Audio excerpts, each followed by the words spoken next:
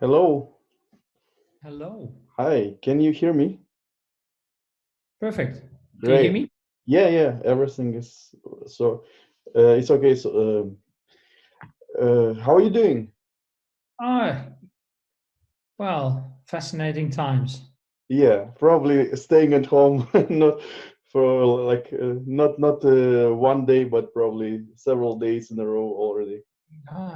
This is nearly 2 weeks. Yes, Okay. I nearly two kind of, weeks. And yeah, with me, I kind of predicted this kind of trend, and I kept myself at home for 4 weeks with children together. okay. I think I said about 5, 6 weeks ago. I said this could be the start of a very early summer holiday. Oh yeah. Okay. But I was kind of finishing up a few things for work, and then uh, and I don't know. I mean, well, you're based in Germany, right? Yes, in South Germany, Bavaria, not far Ah, away okay. from Nuremberg. Okay. And are you all in official lockdown, or are you free to move around still? Yeah, I mean they don't forbid to leave the house, but they have rules. Like you are not supposed to be with more than two people, and this Uh, or just a few people, but there should be from your family. So basically, you're at home with them anyways. It's yes. no Yeah. So time for me. it's quite similar to Holland, I think. Yeah. And Yeah. is the and the numbers in Germany look promising, right? It looked to me it looks very suspicious. Oh yeah. Yeah, because German people are not like a special race or whatever. You mean suspicious in the sense that the death toll is so low? Yeah, it Yeah, just I don't understand. I think the whole world doesn't understand it. Yeah. probably the whole world also couldn't understand several years before when German diesel cars were so ecological. I just hope it's not the same thing, because Okay. otherwise, people are probably dying, and not a few people, but a lot. And somebody is just downplaying the numbers. This is just paperwork. They could put it like the reason is different. Some countries are really doing it, like, but some third world countries are doing it. Yeah, no, exactly. Yeah. Yeah. Yeah. No, I understand. We don't have corona simply because we just don't look We at it. just don't test, we don't see, and that's it. It's Yeah. not the case with Germany, but it could be that they put the reason of death is like another symptom or Yeah. another illness, which is a lot of uh, fatalities are because of the morbidity, where the person has several illnesses, and basically they could just count another illness as the main reason, and that's Yeah. it. I don't know. We will see. But the whole thing is a real disaster, and I think governments in many countries lost a very precious time to stop and contain this illness and these epidemics, Yes. which most of them didn't do. I think some of the democratic Asian countries acted very well. To name a few, I think Hong Kong, Taiwan, Singapore, and South Korea lost some time at the beginning, but they were really crazy at testing and trying to contain it. Yes. Um, because I guess they just had already previous experience with SARS, with the first version of this virus, and this is how they are like cautious and very careful about it right now.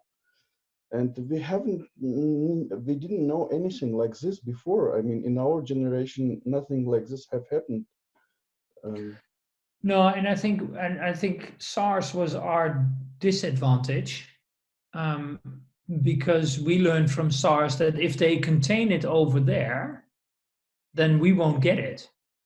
mhm. So where their advantage was that they were able to, right, quickly respond and go thing, SARS told us that, well, if they do that, we don't really have to prepare. We just keep going.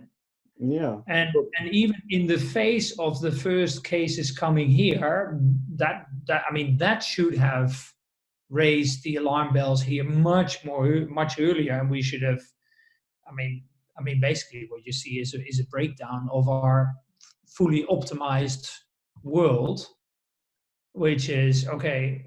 We are going to have this many people sick on an average year, and right, we put 2 or 3 hospital beds on top of that, but let's not plan for a possible crisis because we've all optimized everything, and so we're not ready for a black swan. Yes. Yes, exactly. And it And was one of the reasons why I thought again about this kind of self-organized societies, yes, because the government completely like missed the point. They were too late to the party. They were not very preventive. In this case, I would expect, if it's like 50-50 probability that something can go terribly wrong and a lot of people would die, I would go for the secure number, like to take preventive measures, not just to wait and see what happens. yeah. It's too irresponsible, and but there were many Well, people within. and the impact is and the impact of the consequences Mhm. are far larger. So, right, I mean, if we had spent more money, right, and this is with other aspects also, is that people in the Western world, people like to avoid buying insurance, right, and say having more hospital beds or having more masks or having contingency plans, etc. It's all right. It's all money that you invest now for possible use. It's all insurance, and people just don't like to right, and the more say capitalistic society is, the less that they have it, and so the UK and the US are in a right in a really challenging situation because there's a lot of people, or not in the UK but in the US, there's a lot of people who can't even afford to go to the hospital when they get corona. Yes. Yeah. And and so there the people who are in charge and the people who are say making the political decisions, they have created a society where they have taken care of their own class. Okay. Well, they haven't taken care of the people. And I say you and I live in countries where that is still right. I mean, social democracy is something very different from the liberal democracy of the US. Mhm. Right? I mean, in Holland, if you have corona, with right, it does matter, right? I mean, if you were right someone who came in as an immigrant 3 months ago, or whether you are right um, the son of a rich person, you go to the same hospital, and you get the same treatment. Yeah. Well, Uh, more or less, I think there are always opportunities. If you have more money, you could buy more attention from like high paid doctors, something like this. But I agree, the average level of people living here average, in, yeah, yeah, they are getting pretty decent level of security and healthcare and everything.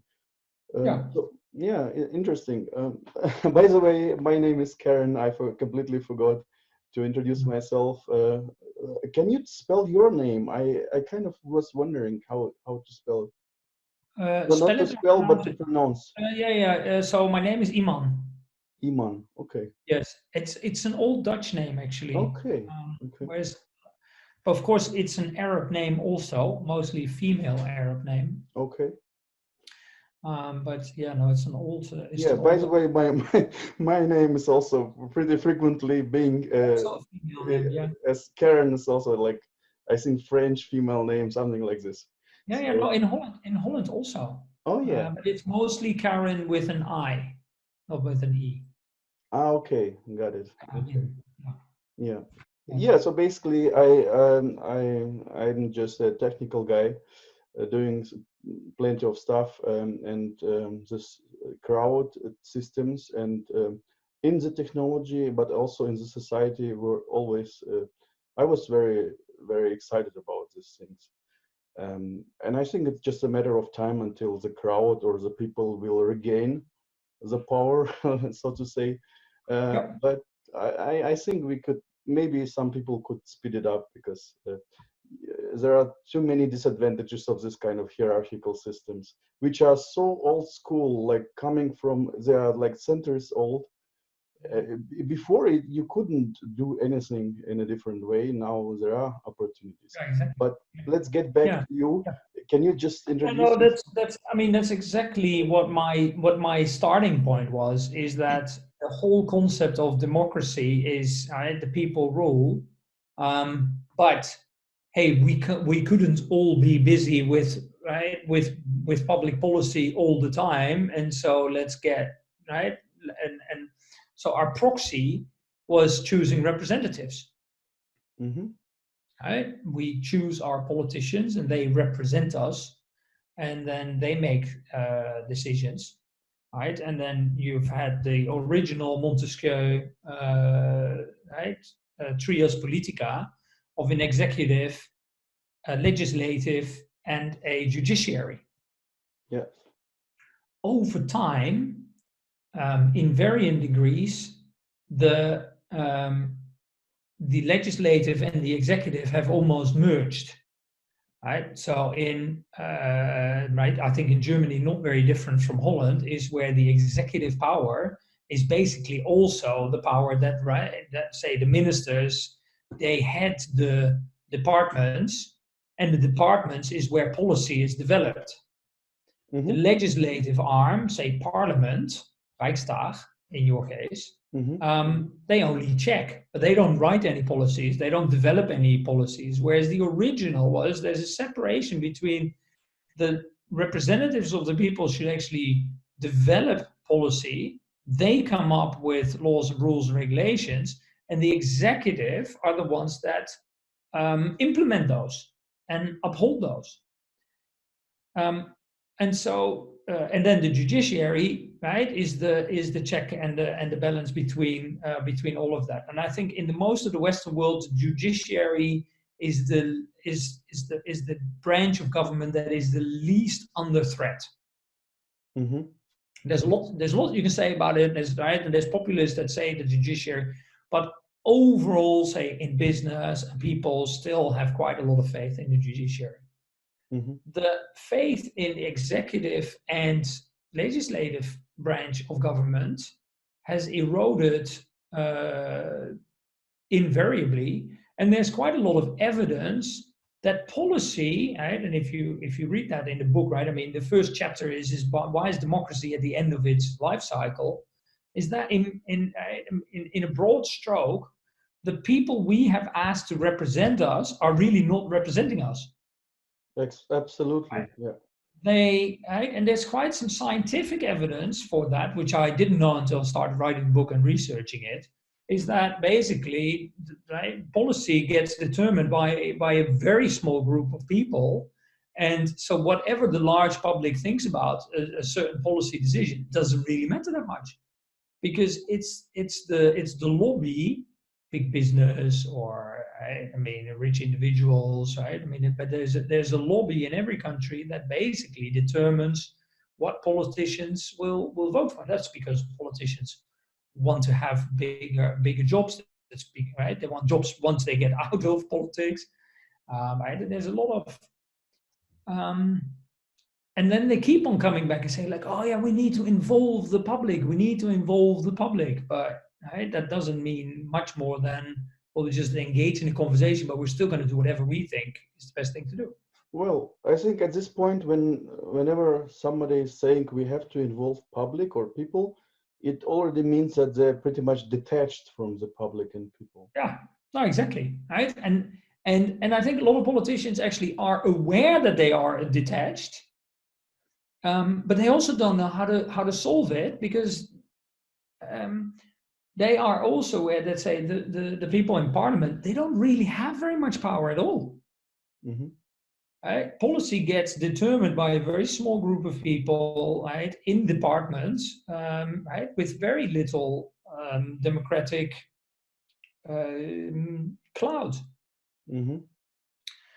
So if the origin was the people should rule, but we couldn't because we couldn't all be busy, right? Today we actually can. We write Wikipedia, we write software together, we collaborate across. I mean, if you look in businesses, in other initiatives, there's plenty of places where large groups of people are perfectly capable of writing and collaborating to very smart, wise solutions also.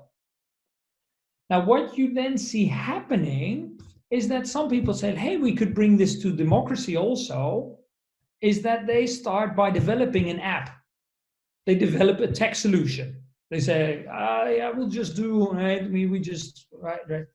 But what they then forget to do or to think about is that democracy is actually a whole system.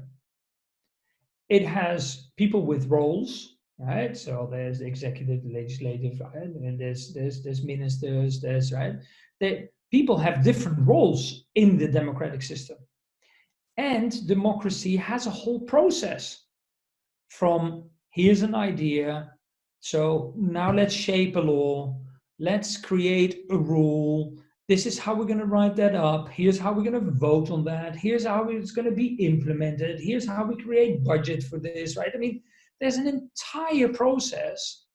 So for all those, I must admit, wonderful people who see the light of democracy needs to be in the hands of the people again, and technology enables that, I say, yes, you're right. Technology does enable that, but you should not only create the technology, you have to create roles and process so that the people can actually create the content together. And democracy is a really complex system, and you cannot just change that by saying, oh, well, let's just create an app. Hmm. That's just too simplified a thought. Yeah, yeah, I absolutely understand this point that there are things in the background which are maybe not visible, but which belong to the system, which makes the system work. So Yes. basically, it's not only the interface and not only the front end, it's what's inside, how it functions. Yeah. But then there is this danger if you just try to digitalize the democracy. Yes. You could also keep all the failed kind of mechanisms and systems which also integrated in this democracy. It was like stuck up over time there because democracy is not one-time process. It evolved over time, over years and ages, and this is what we got now, what we have here in the Western world. It works, yeah, more or less well, but what about whenever you're creating a new system? Because there's definitely like the need is to create something more digital, something more crowd-driven and not top-down approach. Why not to abstract yourself at first? Like you shouldn't implement immediately anything, but whenever you ideate, why not to detach from the old rules? Yes. And try to design a system anew. Yeah, exactly. Well, so when we wrote Crowdocracy, Alan Watkins and I, we basically said our thinking is that the future is going to be that the legislative arm of government, so the policy thinking, the policy development is going to go back to the entire people, to the entire crowd, which could be, right, you living in Nuremberg, you are part of the Nuremberg crowd and you guys decide policy for Nuremberg. The executive arm, right, government, is still going to be there in place. Right? We're not all going to be walking around writing parking fines. There's no point in doing that. Right? So that is, I think, a very important thought when people say like, oh, right, if we're all going to be the government, right, then we're going to create a complete mess. No, the judiciary is still going to be the judiciary. The executive arm of government is going to be an executive arm and not a policy development arm, which is going to be really, really difficult for them, because it basically means that if you live in your town, you collectively decide if you if you basically throw a party on the street after 11 o'clock, We don't want that anymore, and so we empower the police to actually stop that after 11, right? Then your choice as a community, you make that choice, and then you say to the police, well, you go actually, right, enforce that. That's a crowd solution. However, you need to, for a crowd to be able to come to such policy development, you need to put in place a process whereby people are, right, they can make a suggestion, they can influence that suggestion, and they can be part of the decision-making process. So, right, from an idea to a conversation, a dialogue, to a full decision, that needs to be structured in a process. And in that process, there are people who have different roles. So we see 3 roles. One is the initiator, the person or the people who are coming up with an idea. Then you have the participants in the conversation, which could be anyone who's participating in the crowd.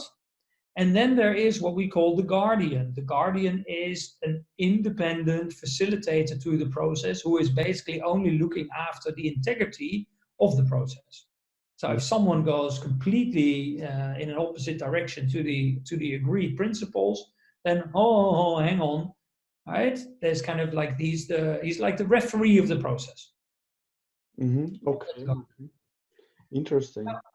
Yeah. So you define roles, you define a process, and then you can come, right? And for the last few years since writing the book, I've been doing this in a large cooperative. I mean, we've tried and tested in various places.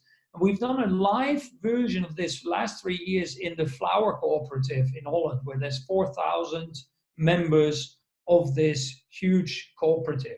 Right? I mean, it's a €4 billion business, so it's a big business. 4,000 members are part of that. And they have basically followed this process where I'm basically act as the guardian, and they write the policy of how we run this cooperative. And it worked brilliantly well. People know exactly where their role is. They know how to run the process. We make decisions, and the group has never made decisions faster. And their relationships have really improved because they know that they can be part of the process. They know they can raise their voice, they can have their points heard, and they also find out that actually on most things they collectively agree. Right? We haven't made any decision in the last few years with less than 75% of the votes in favor. Okay. And that I think is, and that's where I also think there's a proof that democracy is really at the, right, is that everything that's become difficult in this world is always 50-50. Half the people think it's rubbish, the other half of the people think is a great idea. Right? So our societies are starting to see a lot of friction because the politicians actually are encouraged to take extreme positions.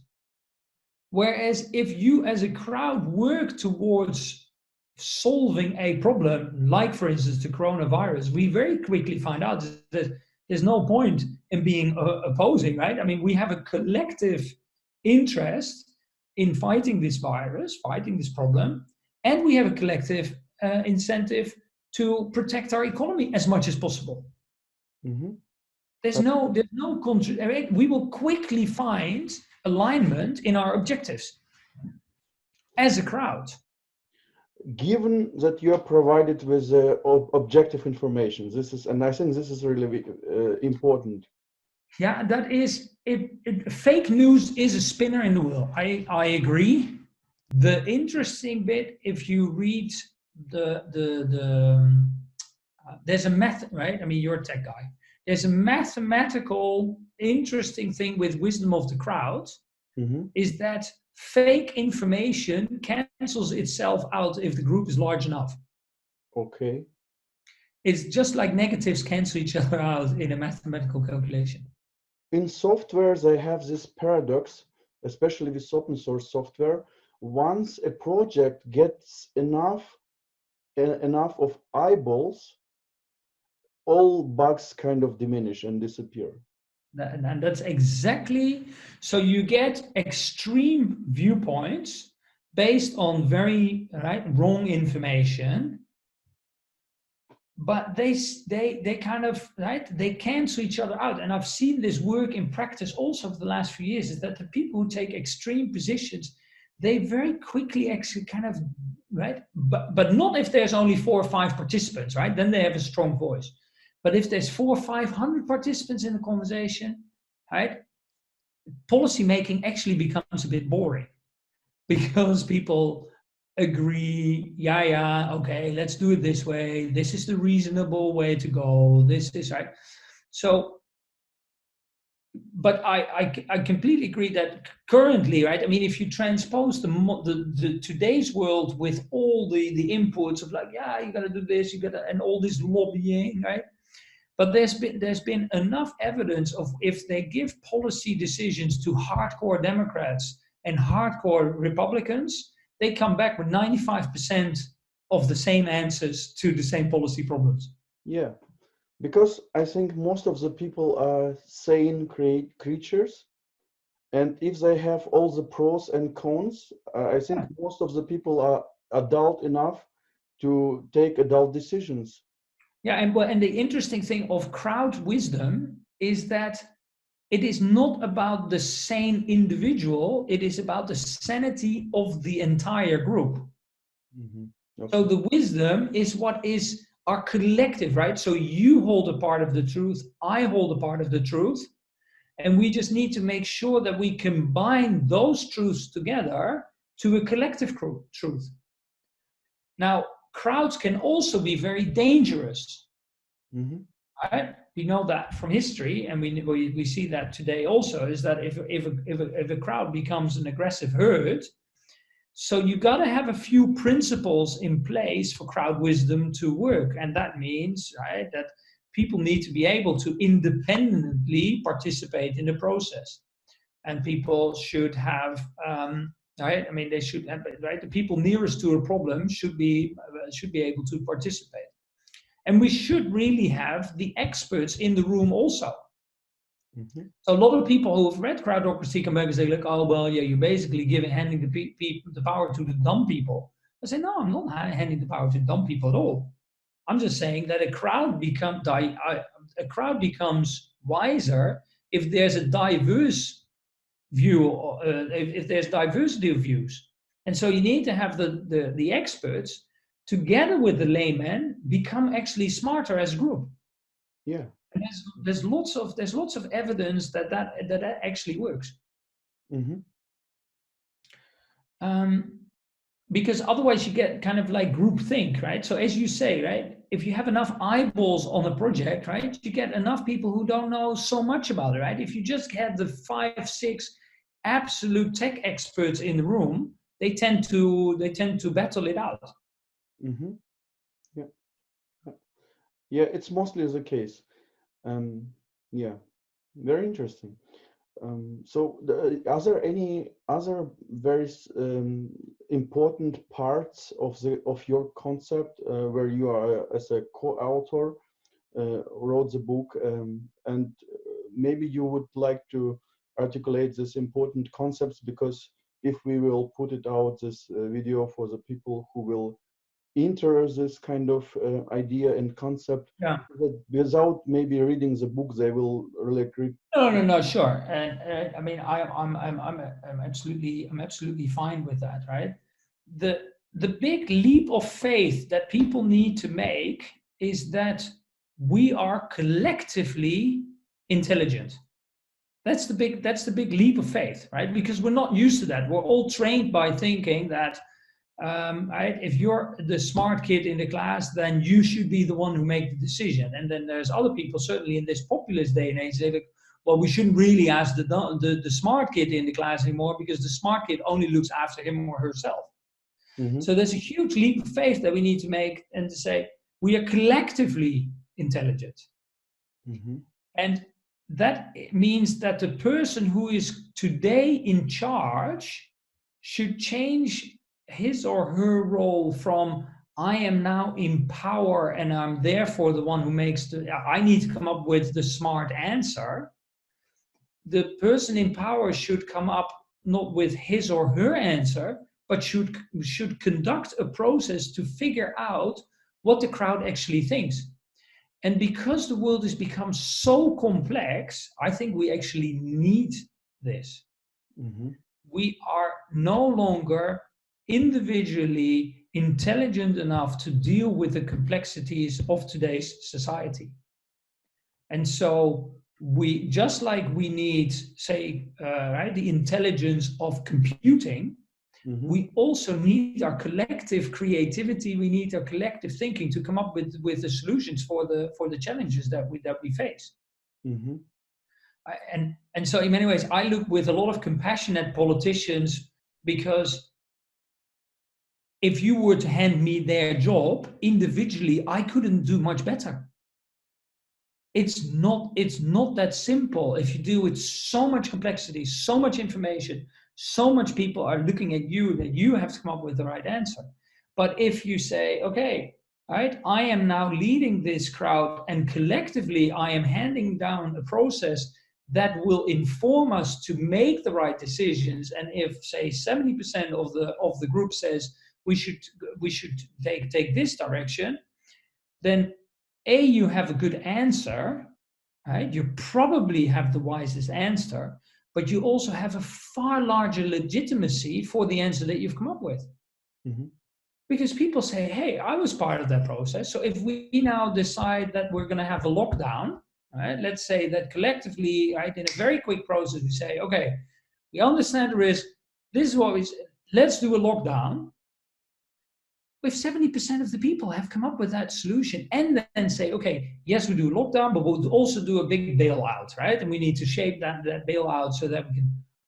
The legitimacy of that choice is just enormously bigger. Now, the challenge, of course, that we have is, say, how do you organize that you come up with 50 million, 80 million, whatever million number of people coming to that debate?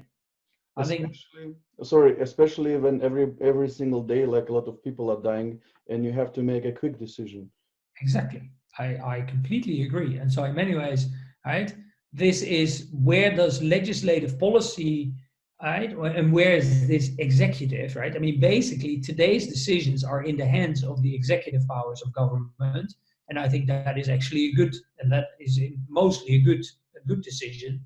Mm-hmm. And I mean, I don't know how that works out in Germany, but today, if I look at Holland, the decisions are mostly made by the scientists, and the government implements the suggestions. I mean, they ultimately make the decisions, but the scientists are really informing the decisions.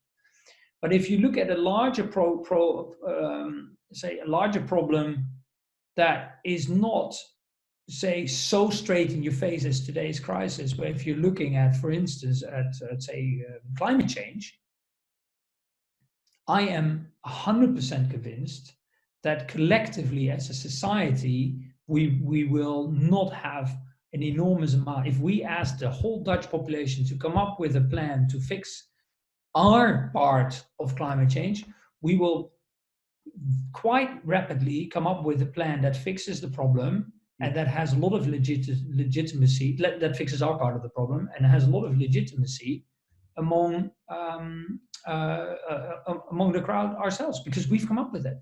I say, yeah, let's do this. Mm-hmm.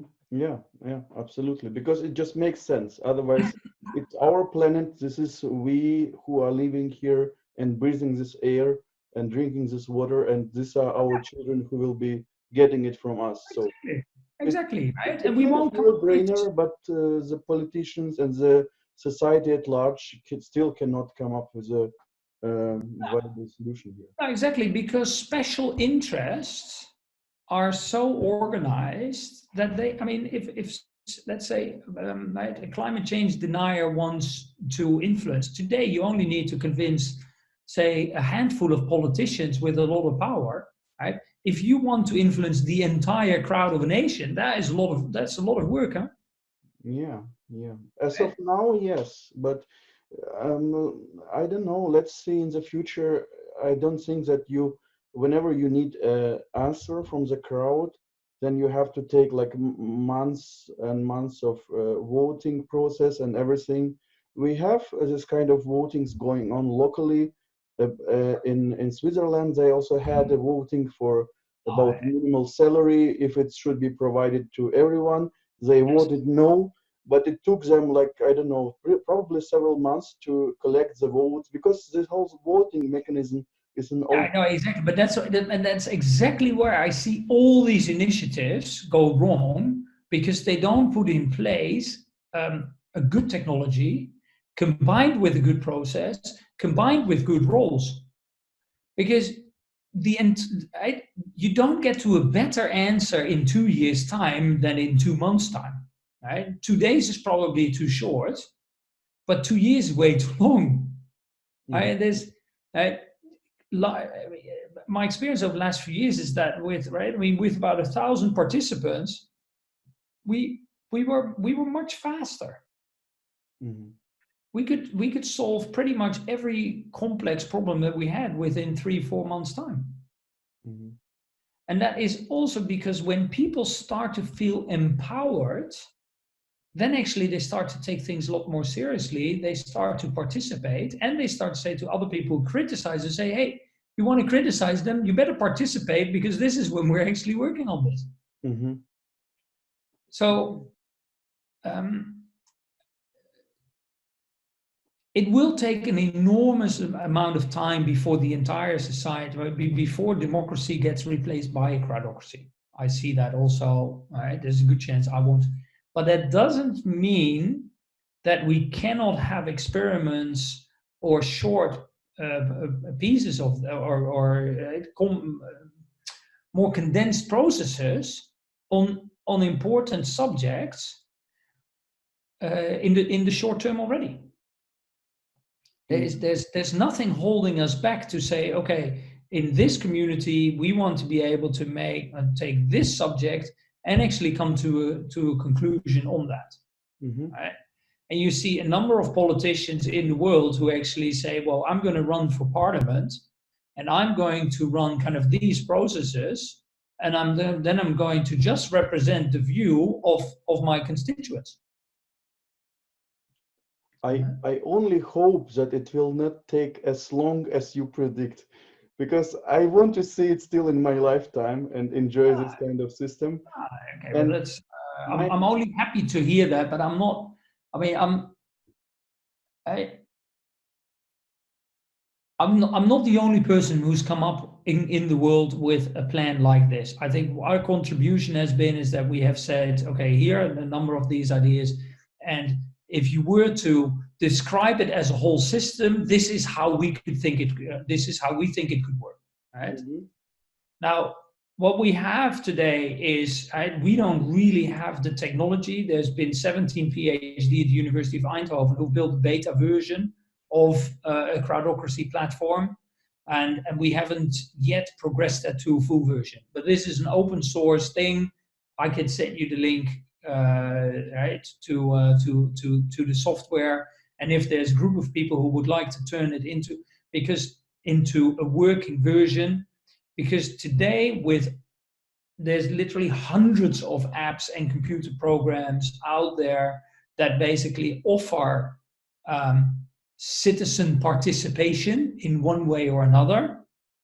And if I'm brutally honest and a bit rude maybe, they are mostly discussion platforms, a place where people can give their opinions and give their views. They do not cover a process with different roles and come from an idea all the way to a legitimate choice, mhm, right? Now the software, so we've kind of designed that, but it's not a working version today, right?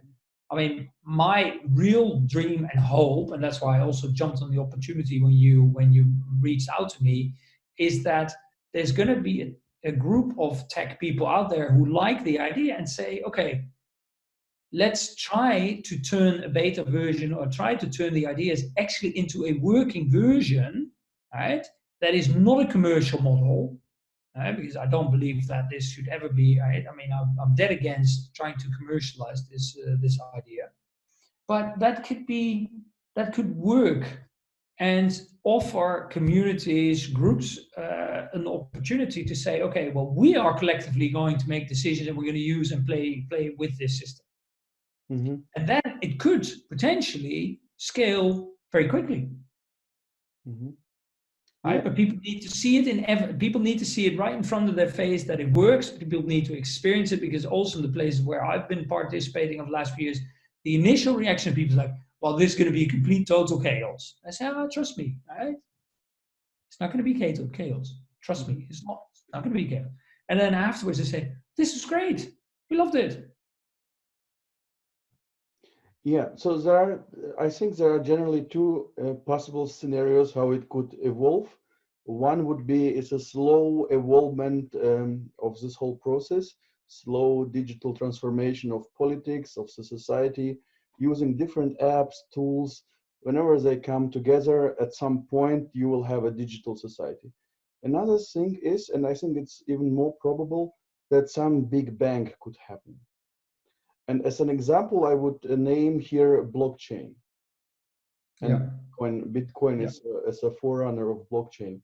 Yeah. Blockchain algorithm and technology happened in year 2008 when some anonymous person released some papers where it was exactly described. It was not even a piece of software. It was just an algorithm, scientific paper, not very big.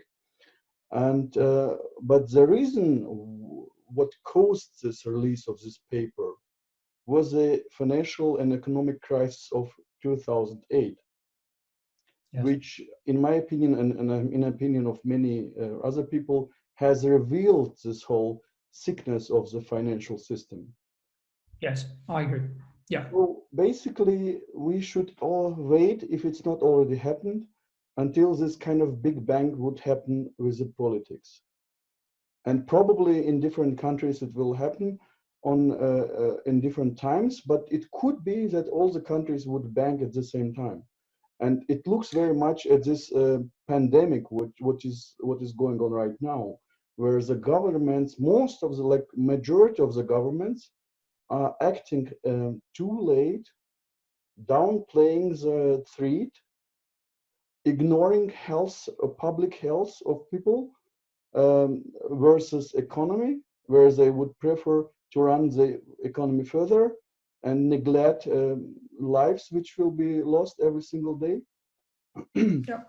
In my Yeah. opinion, and why I even started this kind of project in a hackathon which is dedicated to coronavirus, because I think that the main root of the evil, why it happened like this, is not the virus itself. Virus is just a cause. It could be tomorrow, it could be something different. Some huge asteroid is colliding the world and the planet, or whatever, war, everything could happen. But Yes. it was very probable that something like this would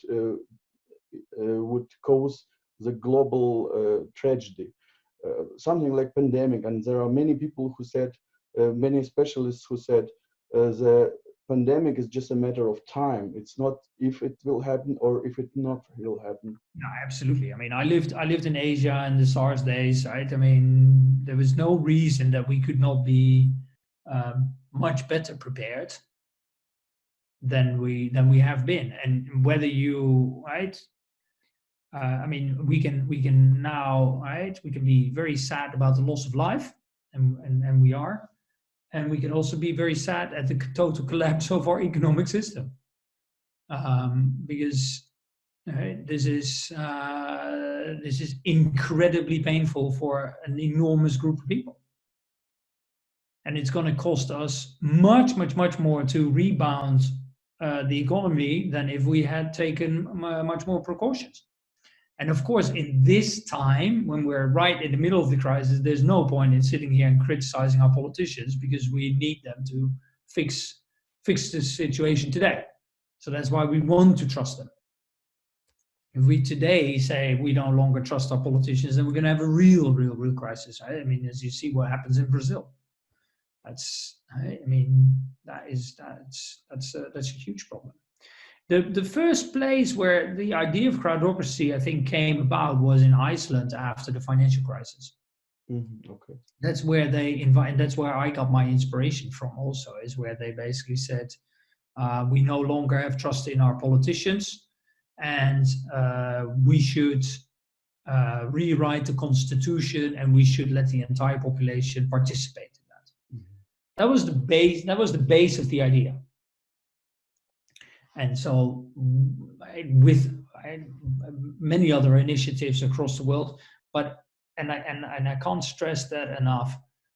People have either focused on we want to give people a voice, or people have focused on we need to build technology, and there's not enough people who've built an entire system, and and I think it can only work if you build the various components of a working system, just like blockchain needs various. I mean, I think blockchain is a good example, because that also needs different components for it to work in practice.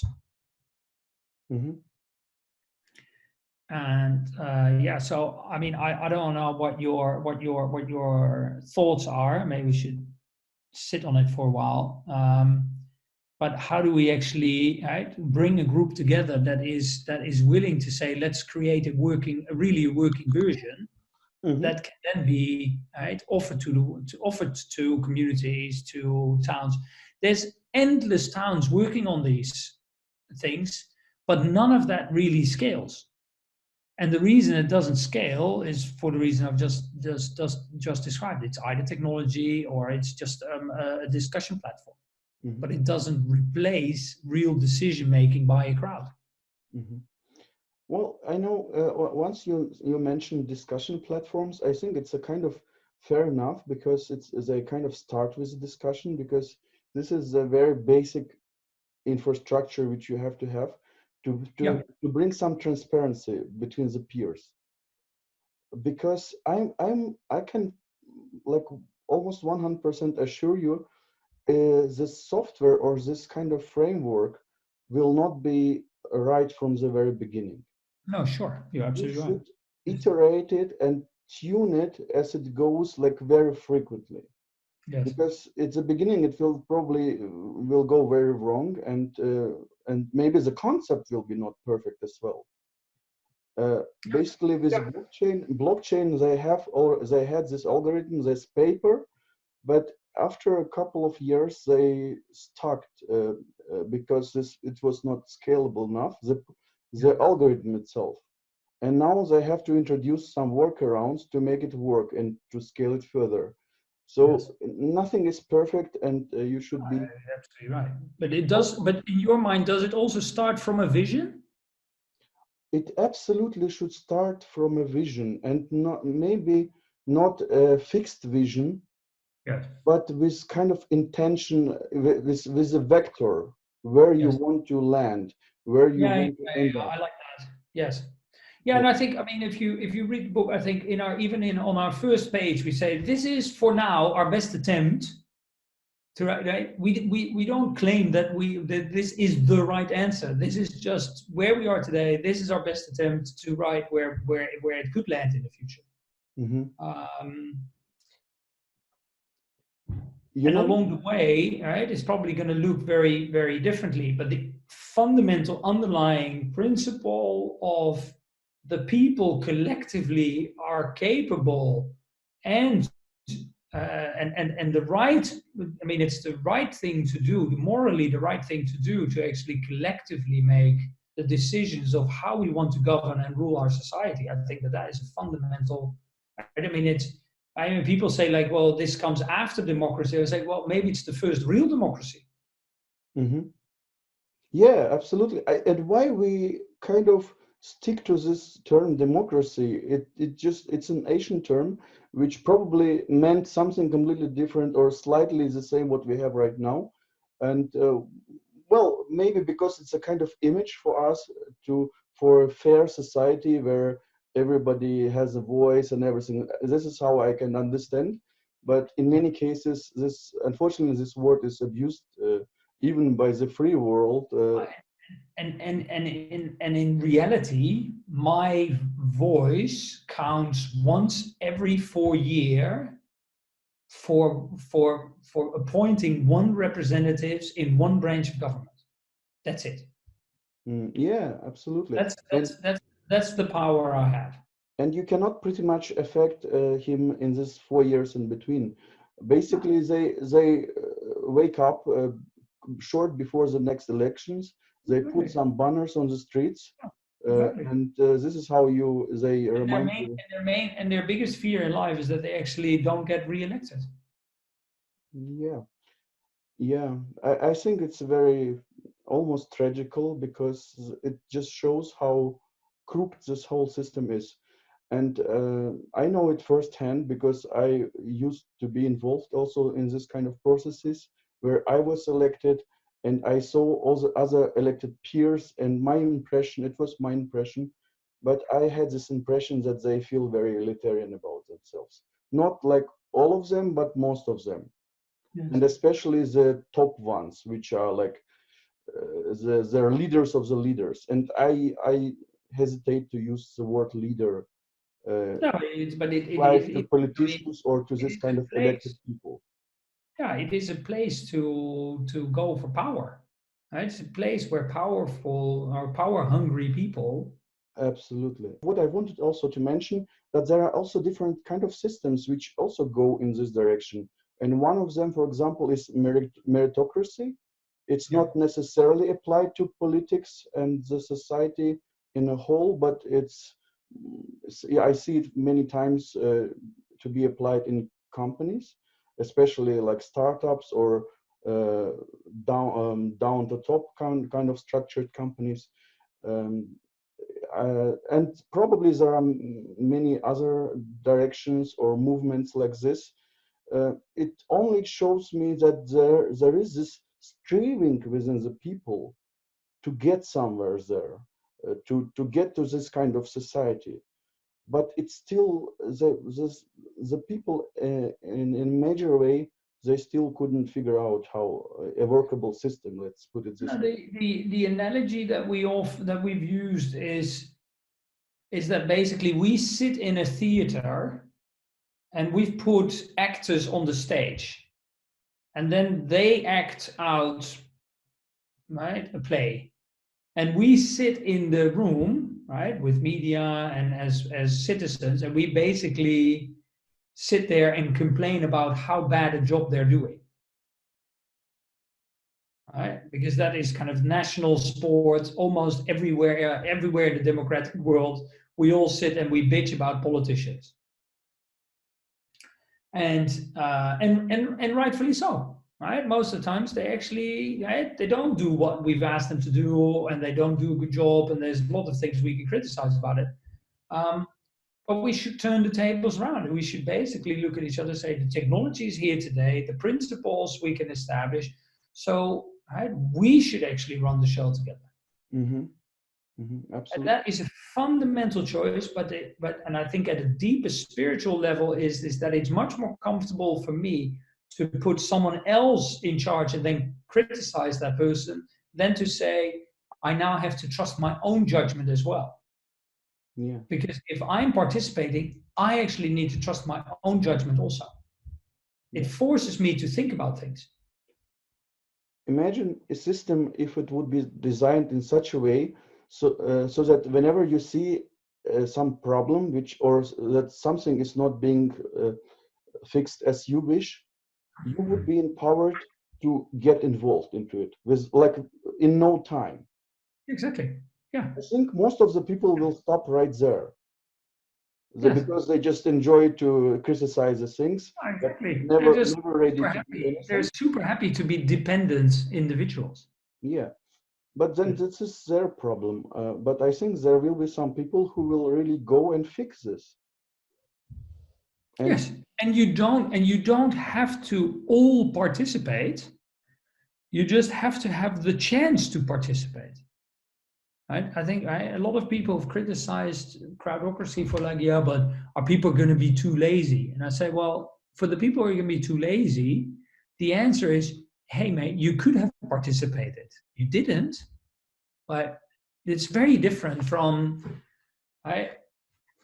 if today's response to the corona crisis would have been something, right, or if the lack of preparation is our collective fault, is very different from saying, well, these are the people that we actually pay to do it for us. Mm-hmm. Mm-hmm. Yeah. Yeah. So, Iman, what do you think? What would be the next step for your concept for in a realization of this idea? Do you think absolutely that the idea itself, and I'm not really yet familiar with the concept, but the Mhm. concept itself is bulletproof already, or do you think, are you open to modify it if it's required, or as you already I think the fundamentals of, say, roles and process we've now tested and I think are fairly bulletproof, right? Whether that's a solution for everything, but uh, let's say if say the town where I were to live in and we would run experiments with that, we could, I mean, it is bullet it's tested enough now to say, yeah, this is great. So if, for instance, the Iceland initiative were to come up again of how to write a constitution with 300,000 people, we could fairly quickly offer them a process to say, this is how you do it, right? And this time, right, with the change, and we would be able to offer them the changes to their to the process that they originally ran. Yes. Mm-hmm. So in Holland there's now, and there's party in Germany also. It's called Volt, right? And they really like this crowdocracy idea, and they write the policy statements of the whole political party. They write using crowdocracy, and I'm basically guiding them to the process. And so far, it's working quite well. Okay. So I think, yes, the concepts, the way to actually do it, like with the example of, right, how it will actually look and feel, and how it will, right, how it will be in your hands, that I think is still very much open for design, experimentation, best ideas, right, gathering, right, putting something together, right? And if I had 1 year and quite a bit of money at my hand, or a whole group of, right, tech interested people, Mm-hmm.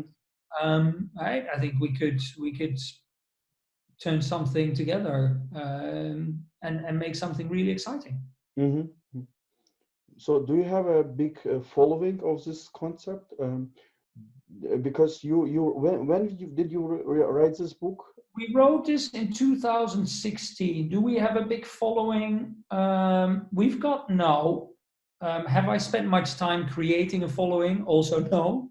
Okay. So, um, and I basically started to run projects in organizations. Okay. Um, you basically have to, I mean, it was either choice of devoting all my time to this and trying to, right, conquer the world with this. And I've said my contribution so far is to just write a book and then kind of see where does this land? Mm-hmm. Where is the energy? Where's the response? So when people like yourself reach out, that's when I say, yeah, let's have a conversation. Because I don't personally have the energy to go and I also don't have the hunger to go and try to convince the world of my idea. If it's a really good idea, it will find its way. Mm-hmm. Okay, got it. Yeah. And then every time that someone says, hey, I'm really interested, can we do something with it? Then I'm like, yeah, I'm here. Let's go. Mm-hmm. Mm-hmm. Yeah, yeah, I get it. So I think like most probably for any concept, you would probably need some following this way or another way. It could be that there will be some group which will approach to you and which will like the idea, but it will be probably initiated somewhere else, not on top of the book. but they will adapt the concepts which are described in the book, which would Yes. be also perfectly okay. So Which is basically, absolutely fine for me. I don't need to own anything. okay, yeah, it will be in like most probably it will be a big contribution project in of many different groups, I guess. Yeah, I think you're right. Mm. Yeah, I think you're right. And I guess there are already plenty of fractured groups somewhere there. Some groups on Facebook, some forums, some weird people as well, like who reject the government, and you have to be really careful with this group. But for the most part, if everything is in the following of the idea and ideal to give really distribute this power which currently hangs with the politics, with some top layers, distributed within people, because as I believe, and probably you as well, people are really talented, and there are a lot of professionals and really talented people who know what they do, but they Yeah. don't have ambition to be elected. Yes, And exactly. and Ah, imagine, yeah, you're absolutely right. yeah. So imagine a constellation when the people themselves would know someone very smart, very trustable person, and they would just point the fingers and say, "This guy is really great. I would suggest him to run this department or whatever, because everybody trusts him. He's very trustable and he knows what something in this field." And not because and not this the constellation where you have five people putting themselves to election, and you have to choose from worse, what is most probably the case nowadays still. Just if you want to add something to my rant, maybe. No, no, no. Um, you know, I mean, I'm interested to hear how does this feel for you? Does it sound plausible? Is it something that you get energy out of? I think what we are talking about in general is just a matter of time until it happens, Yeah, it's and interesting. if we will be involved in it or not. And it would be really a lot of fun to be involved in something like this. Yes. How it will be, how the concept will look like, my experience from IT systems, from technologies, tells me that the probability is very high it will look slightly different or completely different. But the intention, what we're trying to achieve, will be the same. This is why you have to be kind of with a open-minded, and to follow the vector, the big picture, and not maybe stick to some details. And this is also very important, what we also discussed before, that you have to have like some following, not maybe behind the book, but behind the trend. Yes. Who Yes. you have to have enough eyes on the concept, on this vision, to shape it in a plausible way which will fit to most of the people. So definitely it's something what will come up. It will not come up from government, definitely not. It will not No. come up from a private company because they have their monetary interest. It No. disturbs them to have this kind of, they No. can contribute, like look at Google, Facebook, they contribute a lot of open source projects which are changing the world. Actually, this rapid development of technology in a big way or is happening because of this big IT companies, and not always big, but because of the IT companies are driving it. Yes. Yeah. I don't know what No, you said. no, that's really good. That's that. I think we're very aligned on that thinking. Mhm. Absolutely, Yeah. absolutely. Yeah.